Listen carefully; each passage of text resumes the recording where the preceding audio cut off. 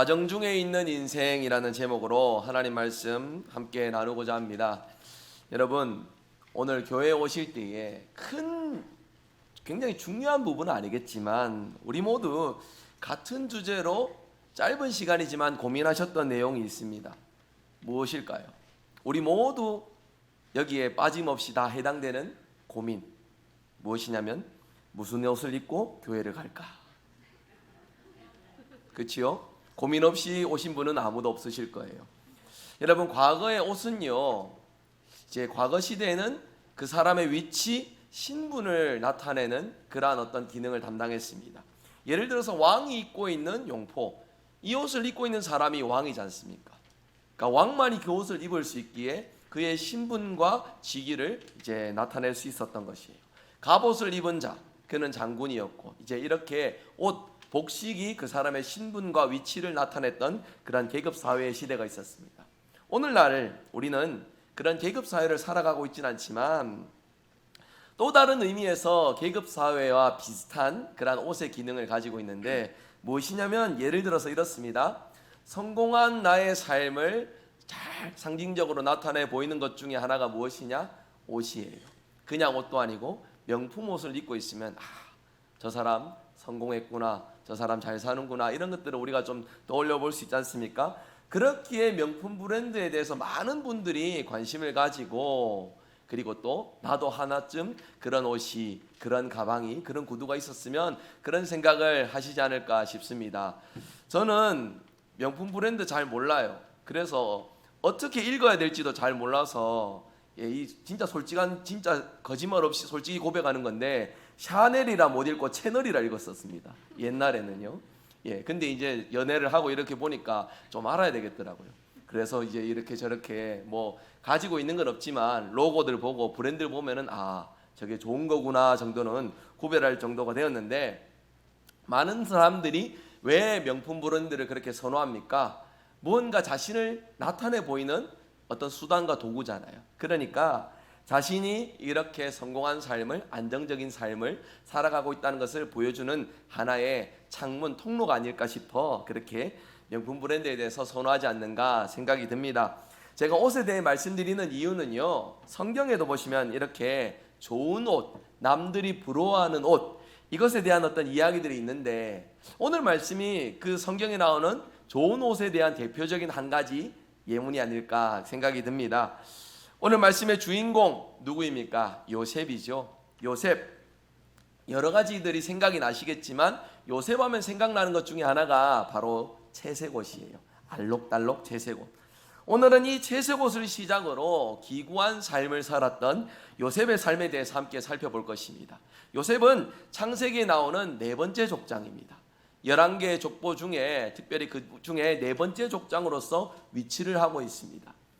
아브라함과 이삭과 야곱, 그리고 장자는 아니었지만 실질적으로 이 족장의 역할을 담당하였던 요셉, 이 네 번째 족장으로서 요셉이 겪었던 그 삶을 오늘 말씀 통해 살펴보며, 오늘 말씀 제목 보시면 과정 중에 있는 인생이라 했습니다. 그 요셉의 상황과 그 어려움들 속에서 하나님께서 베푸신 은혜가 무엇인지, 그리고 우리가 깨달을 바는 무엇인지 말씀을 통하여 여러분의 삶을 들여다보시는 귀한 은혜 시간이 되시길 바랍니다. 우리 모두 요셉 이야기는 잘 알고 있습니다. 그렇지만 오늘 말씀 통해서 여러분의 모습을 보시길 원해요. 저도 오늘 말씀 붙들고 저의 모습을 돌아보는 시간을 가지고 말씀의 은혜를 함께 나눕니다. 우리 모두 삶의 각자가 다양한 상황과 순간들, 여건들이 다 다릅니다. 그 속에 보편적으로 임하시는 하나님의 은혜의 손길을 오늘 말씀 통해 발견하여 말씀 붙들고 인생의 과정 중에 하나님과 늘 동행하시는 저와 여러분 되시길 바랍니다.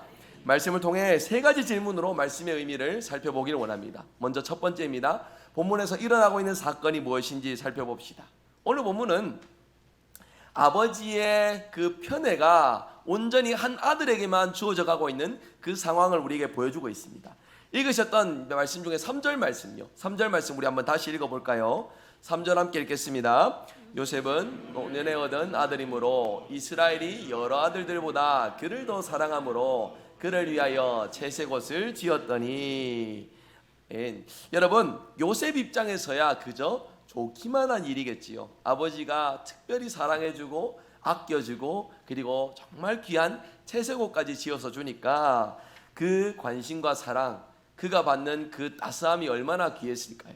하지만 다른 형제들의 입장에서 보면 여러분 어떻겠습니까? 다른 형제들은요, 아버지가 요셉만을 특별하게 대한다는 그것이 너무나도 불편했을 것입니다. 인간적인 마음으로 요셉 그림자만 봐도 싫지 않았겠습니까? 동생을 미워하는 마음이 시간이 가면 갈수록, 세월이 더해지면 더해질수록 더 커져갔을 것이에요. 이제 사진 한번 띄워주실까요? 아버지가 요셉에게만 특별히 채색옷을 지어줍니다. 오늘날도 여러분 저런 옷을 만들어서 입으려고 한다면은 얼마나 많은 수고와 정성이 더해지겠습니까? 그렇게 굉장히 귀한 가치가 있을 거 아니에요. 오늘 주일학교 시간에도 본문은 다른 본문이지만 옷에 관한 이야기가 잠깐 있었는데, 우리가 사계절이 뚜렷함으로 여러분들도 집에 가시면 옷이 한가득이실 겁니다. 그렇죠? 근데 생각해 보시면 마땅히 입을 만한 옷이 없다라고 또 생각하시지 않으십니까? 우리의 욕심은 끝이 없고 가져도 더 귀한 것들이 눈에 보이는 것이 현실이니까 그래요. 근데 과거에는요, 그렇게 옷을 즐비하게 두고 살아갔던 시대가 아닙니다. 한 사람에게 몇 벌 정도요? 많아도 한두 벌, 한 벌 정도는 꼭 있어야 되겠죠. 그 정도의 시대였습니다. 그런 시대 속에서 4,000년 전에 그 시대의 배경 속에 이렇게 아름다운 알록달록 채색옷을 요셉에게 주었다라는 것, 요셉이 단순히 옷 한 벌 받은 정도의 의미가 아니라는 것을 우리가 충분히 짐작할 수 있습니다. 이제 거기에다가 여러분 요셉이 한술 더 뜨는데, 가뜩이나 형들이 미워할 이유가 분명한데 한술 더 뜹니다. 사진 한번 띄워주실래요? 가족들에게 자신이 꿨던 꿈 이야기를 하는데, 이 이야기는 형제들이 요셉을 더 미워하는 계기가 되었을 것입니다. 형제들의 곡식단, 형제들의 밭에서 추수했던 그 곡식단이 요셉의 곡식단에게 절을 하는 꿈 이야기를 하는 거예요. 채색옷을 입고요. 얼마나 믿겠습니까? 정말 그림자 정도가 아니라 있는 그 존재 자체를 생각하는 것도 싫었을지 모릅니다. 여러분, 형제들이 그 이야기를 들으면서 뭐라고 말했냐면 이렇게 얘기했습니다. 네가 참으로 우리의 왕이 되겠느냐? 참으로 네가 우리를 다스리겠느냐? 그런 어떤 조롱어린 말과 함께 요셉의 꿈 이야기에 대해서 되묻는데요. 여러분, 우리가 정확하게 다 헤아려 볼 수는 없겠지만 적어도 인간적인 그 마음의 기준으로서 충분히 형제들의 마음을 가늠해 볼 수 있잖아요. 여러분, 이쯤 되면은 꿈 이야기 더 안 해야죠. 그렇죠? 이야기할 때 형제들이 그 가졌던 얼굴이나 표정 상황들이 있으니까 꿈 이야기 더 하면 안 되는데, 눈치가 없는 건지 소신이 확실한 건지 요셉이 또 꿈 이야기를 하나 또 합니다. 형님들, 제가 꿈을 꿨는데 세상에 해와 달이 그리고 11별이 저에게 절을 하는 꿈을 꾸었어요 라고 얘기를 하는 거예요. 무엇을 의미하는 거겠습니까? 자신의 가족들이 자신에게 절을 하는 그런 것들을 지금 이야기하는 거예요. 형들이 이야기를 들으니까 가뜩이나 그림자도 싫고 존재 자체도 싫고 거기에 이제 더 확실하게 미워할 이유 하나 더해주는 요셉의 그러한 이야기들이 아닐까 싶습니다. 근데 중요한 것은요, 아버지 야곱도 이 요셉에 대해서 꿈 이야기하는 것에 대해서 꾸짖지만은 성경에 이렇게 말씀을 하죠. 그 이야기를 그냥 흘려듣지 않고 마음에 담아두었더라. 왜 마음에 담아두었습니까? 하나님께서 요셉을 통해 이뤄가시는 것들을 보여주는 것이다 싶어 그에 대해서 꾸짖지만 이 일을 마음에 담아두었던 아버지의 야곱의 그 마음을 우리가 성경을 통해 확인할 수 있습니다. 이제 그러한 중에 시간이 흐르면서 어느 날 이제 형들이 세겜에 양들을 데리고 가서 목초지를 향하여서 나가서 양들을 돌보기 위해 멀리 출타했는데, 아버지가 요셉에게 형들이 입을 옷과 그리고 또 그들이 쓸 생활 물품을 이제 전달해 주라는 그런 심부름을 요셉에게 보냅니다. 요셉은 아버지 말에 순종하여서 먼 길을 떠납니다. 이제 그 목자들이 어디로 갔는지 지역을 다니면서 수소문하여서 저기 멀리 도단이라는 지역에 있는 형들을 물어 그렇게 멀리 찾아갔습니다. 멀리 양들을 치러 나가는 것, 집을 떠나 밖에 나가면은, 집 밖에 나가면 고생이라 하지 않습니까? 거기에 수많은 양들을 돌보는 일들을 담당했기에 형들이 여행 가는 마음이 아니라 참 피곤하고 지친 마음으로 이 일들을 담당하고 있었을 것인데, 멀리서 보니까 그렇게 보기 싫던 채색옷이 보입니다. 점점 가까이 다가오고 멀리서 외치고 있죠. 형님들 하면서 이렇게 다가오는 거 보니까 요셉이에요. 그런 요셉이 오기도 전에, 도착하기도 전에 요셉인 걸 확인하고 형들이 무엇을 했느냐? 형들이 먼저 요셉을 비꼬면서 야 저기 봐라, 꿈꾸는 자가 오는도다. 그러면서 요셉을 구덩이에 놓고 이제 짐승이 잡아먹었다 하면서 아버지에게는 거짓으로 고할 것을 생각하며 요셉을 죽일 그런 생각을 하고 있었던 것이죠. 그런 의논을 할 때 그들이 한 말이 있습니다. 37장 20절의 말씀인데요. 우리 화면 보시고 같이 한번 읽어볼까요? 함께 읽겠습니다. 자, 그를 죽여 한 구덩이에 던지고 우리가 말하기를 악한 짐승이 그를 잡아먹었다 하자. 그의 꿈이 어떻게 되는지를 우리가 볼 것이니라 하는지라. 여기에서도 꿈 얘기를 언급합니다. 아버지는 꾸짖었지만 그 사실을 마음에 담아두었는데 형들은 다른 의미에서 그 말을 마음에 담아두었던 것이에요. 요셉을 미워할 명분으로 절대로 풀어주지 않을 인간적인 그 미움의 끝을 지금 요셉이 꿨던 그 꿈을 조롱하면서 이렇게 그 불편한 마음을 토로하고 있는 것입니다. 이제 그들의 형제들 중에 장남인 르우벤이 그나마 아버지의 마음을 헤아려서 이렇게 얘기를 합니다. 우리가 그의 생명은 상하게 하지 말자. 그를 구덩이에 던지고 이제 그에게 손을 대지는 말자. 형이 동생들을 그래도 장남이니까 설득하고 다독이고 챙기는 그런 모습을 보여주고 있는데, 루벤이 이렇게 말한 이유는요, 조금이라도 시간을 벌어서 나중에 조금 기회를 봐서 요셉을 아버지에게로 다시 돌려보내도록 하기 위함이었던 것이었어요. 이제 형들이 그런 의논들을 북적북적하고 있는 중에 요셉이 도착합니다. 그런데 그들이 어떻게 했습니까? 형의 말을 들었습니까? 듣지 않고서 그들이 처음에 계획했던 그대로 실천을 합니다. 그림 한번 띄워주시면요, 먼저는 요셉이 입고 있던 채색옷을 벗깁니다. 그가 가졌던 특별한 삶을 완전히 이제 빼앗아 특별하지 않는 사람으로서 만들어버린 것이죠. 그리고 아버지의 사랑, 그 특별함이 그를 보호해주지 못하는 차가운 어두운 구덩이로 요셉을 밀어 던집니다. 그리고서 이제 요셉을 해야 할 궁리를 하면서 그 구덩이에, 물도 음식도 없는 그런 구덩이에 동생 요셉은 그곳에다 밀쳐 던져두고 형제들이 그 다음 무엇을 했냐면요, 그들은 앉아서 그들의 의논과 마음을 나누고 음식을 먹는 그런 시간들을 가졌습니다. 여러분, 그들이 한번 생각해 보세요. 동생을 미워하면서 구덩이에 던져놓고 자기들끼리 모여서 음식을 먹고 있습니다. 그들에게 죄책감이 있을까요? 죄책감 없습니다. 음식을 먹었다는 것이 무엇입니까? 그들이 마땅히 할 일을 했다라는 그런 마음을 잘 보여주는 행동인 것이에요. 무슨 생각을 했겠습니까? 마땅히 자기가 받을 일을 당했다, 자업자득이다, 이런 생각들을 하면서 그들은 음식을 먹고 그들의 시간을 보내었던 것입니다. 그런데요 여러분, 앞서 루벤의 제안은 뭉개졌지만 그들의 형제들 중에 유다라고 있습니다. 유다가 조심스럽게 이런 제안을 해요. 우리가 미워하는 건 맞지만 그래도 같은 형제니 우리 손에 피는 묻히지 말자. 단지 좀 생각을 해보니까 저기 보니 이스마엘 사람들이 지나가는데 저 상인들에게 동생을 노예로 팔자. 그래서 우리가 취할 이문은 취하고 아버지에게는 채색옷에 피를 묻혀가지고 짐승에게 당했다, 그렇게 거짓으로 고하자. 유다가 이런 이야기를 했었던 것입니다.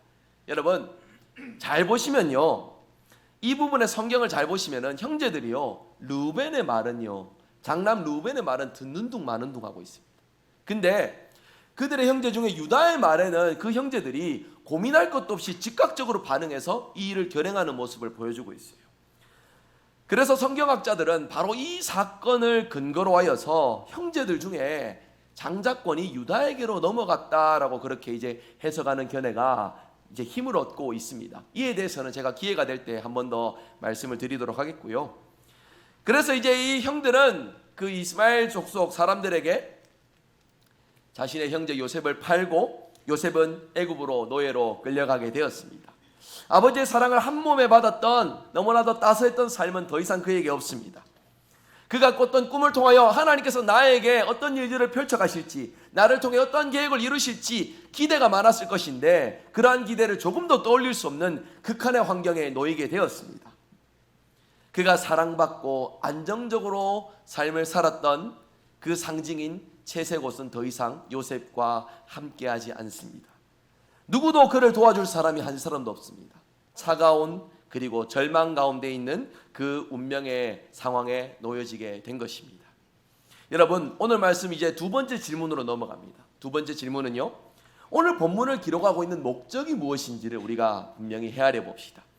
여러분, 오늘 말씀 기록하고 있는 이유가 무엇일까요? 단순히 요셉이 이렇게 애굽에 팔려갔다, 노예로 갔다, 이것만을 말하기 위한 것이 아닐 것이에요.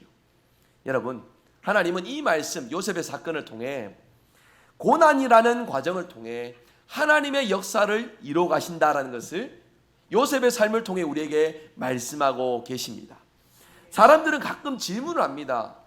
하나님 앞에서 착하게 신실하게 살아가는데, 의인으로서 살아가기 위해 노력하는데 왜 고난을 당해야 하지?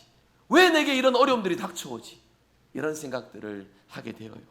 여러분, 당연한 질문입니다. 사람의 입장에서 보면은요, 의인은 고난 당하면 안 돼요. 하나님을 위해서 귀한 일들을, 그리고 바른 신앙을 가지고 신실하게 그렇게 하나님 앞에 살아가는데 어째서 고난을 당해야 하는가? 사람의 입장에서 보면은 이해가 되지 않는 영역입니다. 그러나 하나님의 관점은 조금 다르다는 것이에요. 하나님의 관점은 고난은 하나님의 뜻, 하나님의 구원을 이루어가는 과정이라는 것을 우리에게 분명히 교훈하고 계십니다. 하나님의 구원은 어느 날 갑자기 이루어지는 것이 아니라 그 힘들고 어려운 과정을 통하여서 마침내 이루어가시는 하나님의 섭리, 계획이라는 것을 성경의 많은 인물과 사건을 통하여 우리에게 증거하고 있습니다.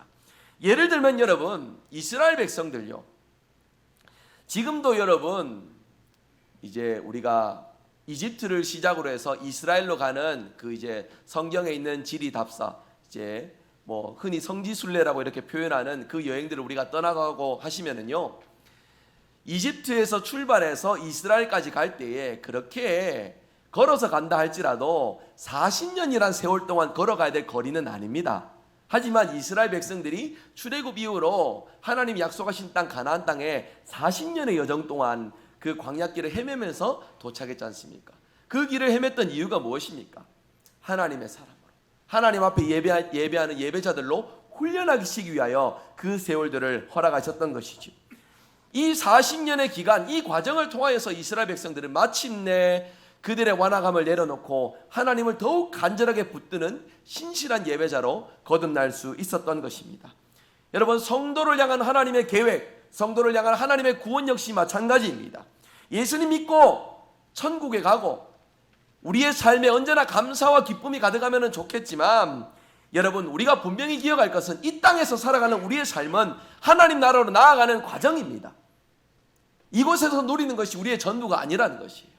이 과정을 통하여 하나님은 신실한 하나님의 사람으로, 어떠한 순간에도 하나님을 놓치지 않고 붙들 수 있는 믿음의 사람으로 저와 여러분을 훈련시키시고 만들어 가신다는 것, 우리가 놓치지 말고 항상 붙들고 기억해야 될 것입니다. 우리 모두 그 과정을 겪고 있습니다. 그 과정에서 때로는 눈물도, 때로는 고통도 우리에게 찾아올 수 있으나, 여러분, 그렇지만은 우리가 그 모든 과정 속에 하나님이 우리와 함께 하신다는 그 사실을 분명히 기억하고 믿음으로 하나님을 붙들 수 있기를 주님의 이름으로 축복합니다. 세상에서 여러분, 신앙인으로 살아간다는 것 결코 쉽지 않습니다. 사실 그렇지 않습니까? 우리가 이 자리에 모여 예배드릴 때 믿음으로 살겠노라 누구나 다짐하고 고백할 수 있지만, 막상 이 문을 나가 세상 가운데 나가면은 수많은 시험거리들이, 유혹거리들이 우리에게 즐비합니다. 믿음으로 살아가는 것보다 믿음 없이 살아가는 것이 더 쉬운 일이라 세상이 그렇게 말하고 우리를 유혹하고 있지만, 여러분, 그 속에서 우리가 고난을 겪을지라도 믿음을 놓치지 말고 하나님과 우리가 함께 동행할 수 있어야 돼요. 우리가 겪는 고난에 대해서 하나님은 이렇게 말씀하십니다. 사도 바울을 통해서 이렇게 증거하시기를, 빌립보서 1장 29절 말씀이요, 우리 화면 보시고 함께 읽겠습니다. 함께 읽습니다. 그리스도를 위하여 너희에게 은혜를 주신 것은 다만 그를 믿을 뿐 아니라 또한 그를 위하여 고난도 받게 하려 하심이라. 아멘. 여러분, 이 과정에서 믿음의 삶의 우리 하나님 앞에 나아가는 이 과정에서 고난은 우리 모두가 겪어야 할 과정이라는 것을 성경이 분명히 말씀하고 있습니다. 고난은 우리의 삶의 일부라는 것을, 그리스도인의 삶의 중요한 과정이라는 것을 성경이 분명히 말씀하고 있어요. 여러분, 왜 우리가 이 고난의 과정을 겪어야만 합니까?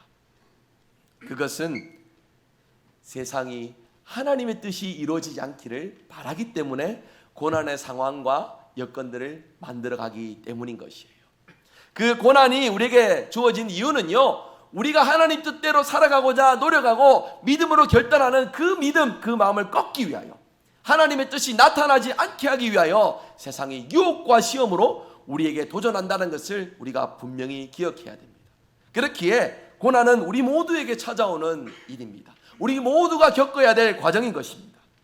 여러분, 그렇지만은 앞서 말씀드린 것처럼 그 고난의 자리에 하나님은 우리를 홀로 두지 않으십니다.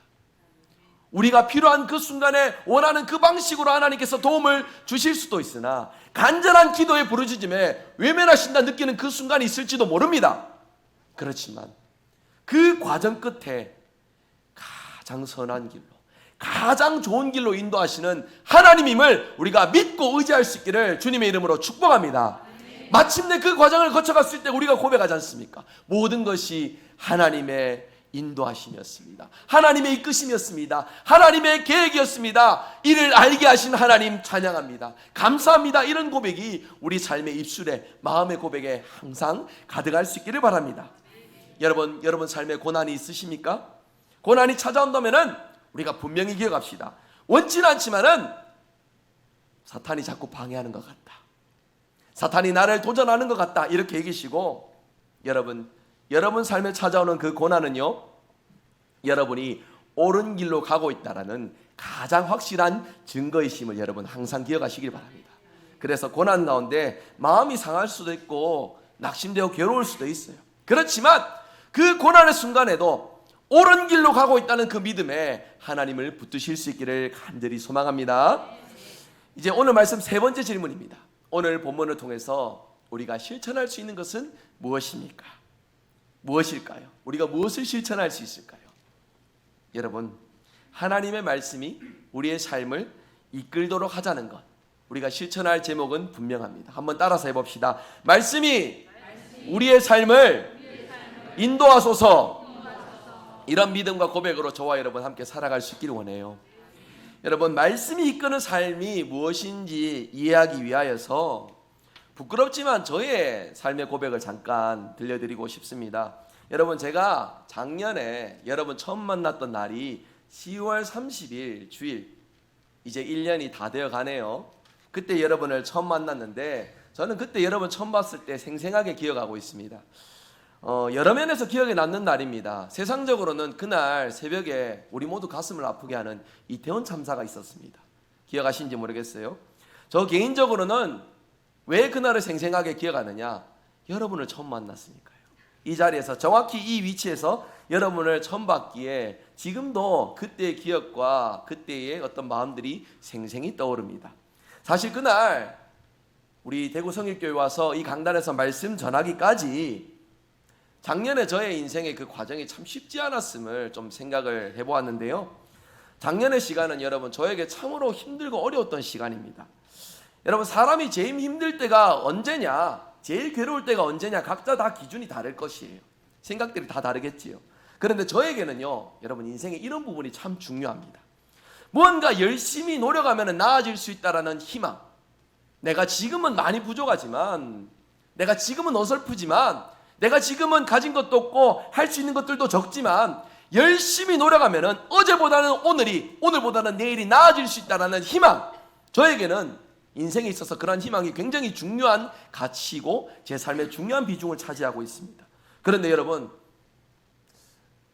내가 아무리 노력을 해도, 아무리 희망을 부르짖고 찾고 싶어도 노력에도 바뀌지 않고 희망을 찾고 싶어도 찾아지지 않는 그러한 현실이었는데, 여러분 저에게 있어서 이 희망이 너무나도 중요했는데 그것이 전혀 느껴지지 않는 환경이라면 제가 얼마나 괴로웠을까요? 내가 제대로 가고 있긴 한지, 뭔가 열심히 하고 있는 것 같긴 한데 새벽이건 밤이건 늦은 시간까지 묵묵히 교회가 필요한 일들을 감당해 가면서 뭔가 열심히 수고는 하고 있는 것 같은데, 그러면서 여러분 저에게 불안했고 두려웠던 것이 무엇이냐면 바로 이것입니다. 내가 이걸 잘 감당하면 나는 좋은 목사가 될 수 있을까? 내가 이거 잘 감당하면 나는 좋은 목회를 할 수 있을까?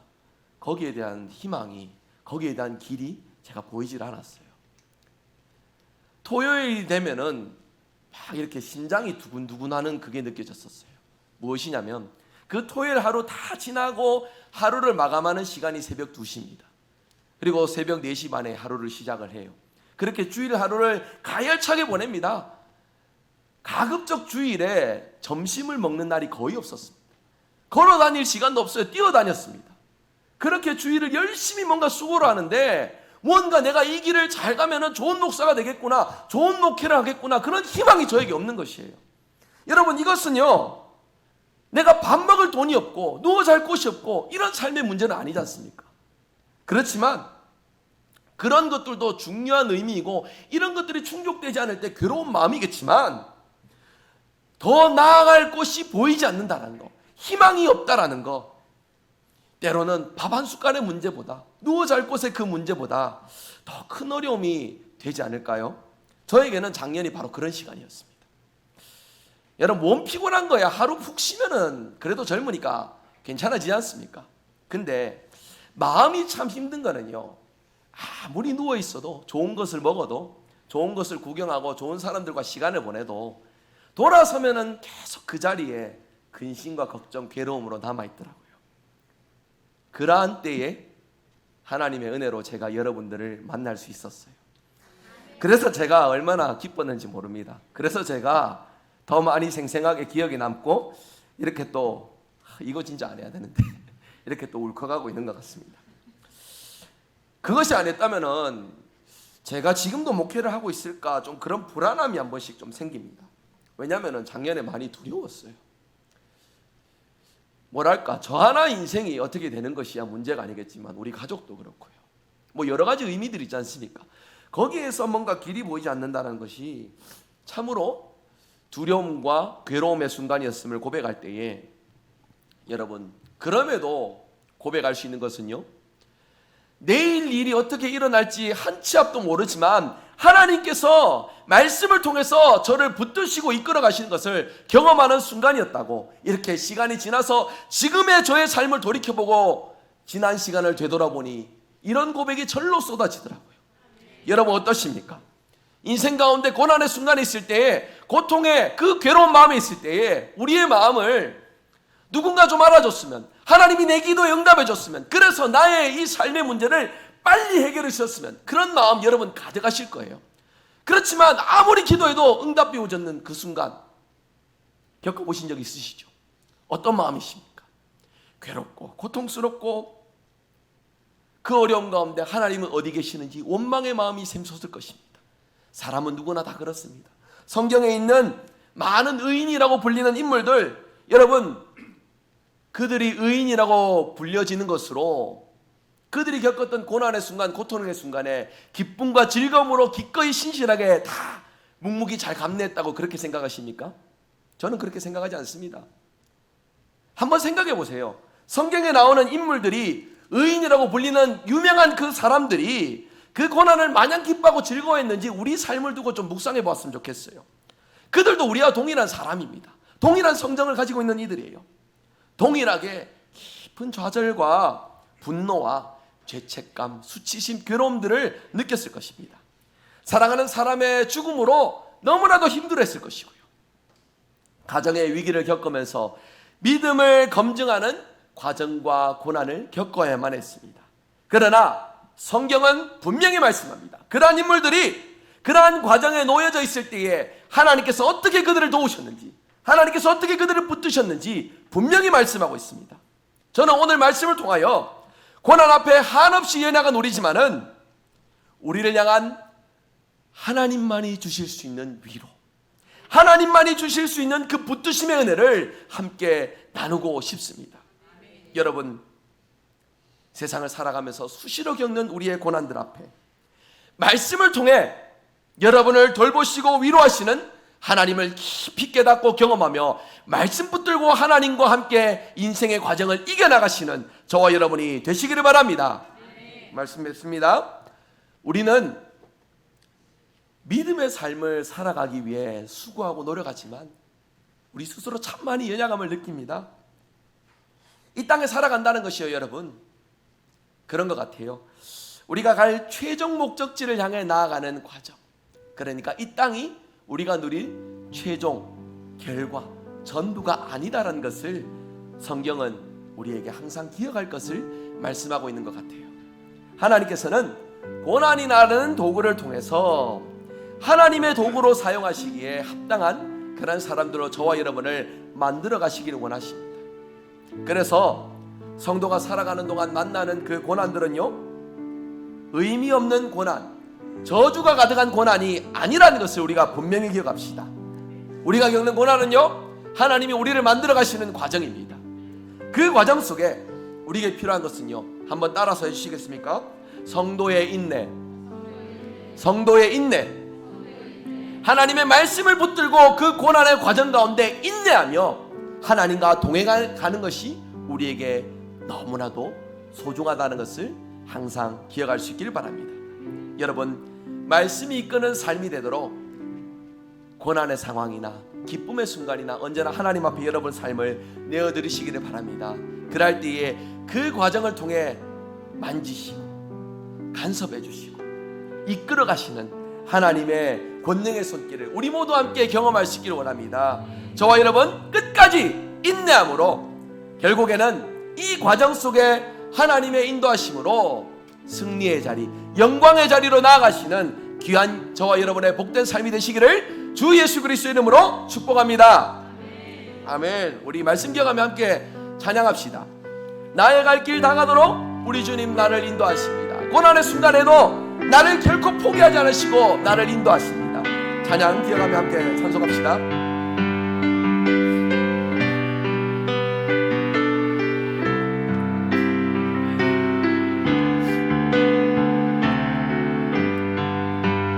나의 갈 길 다가도록 예수 인도하시니 내 주 안에 있는 긍휼 어찌 의심하리요. 믿음으로 사는 자는 하늘 위로 받겠네. 무슨 일을 만나든지 만사 형통하리라. 무슨 일을 만나든지 만사 형통하리라. 나의 갈 길 다가도록 예수 인도하시니 어려운 일 당할 때도 족하는 해주시네. 나는 심히 고단하고 영혼 매우 가난함. 나의 앞에 반석에서 샘물 나게 하시네. 나의 앞에 반석에서 샘물. 두 손 들고 우리 함께 찬양합시다. 나의 갈 길 다가도록 나의 갈 길 다가도록 예수 인도하시니 그의 사랑 어찌 큰지 말로 할 수 없도다. 성령 감화 받은 영혼 하늘 날아갈 때에 영영 부를 나의 찬송 예수 인도하셨네. 영영